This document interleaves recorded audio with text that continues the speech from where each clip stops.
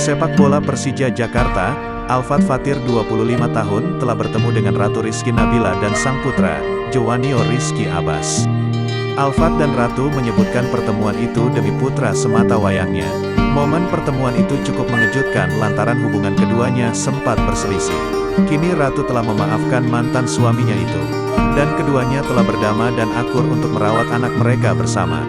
Pasca membagikan potret bersama Ratu Rizky, Alfat justru terlihat menghapus semua foto-fotonya dengan sang istri, Nadia Christina. Begitu pula dengan Nadia, dia juga menghapus foto-fotonya bersama Alfat. Tak ada lagi foto pernikahan mereka di Instagram masing-masing. Nadia pun tak membagikan momen apapun bersama suaminya itu.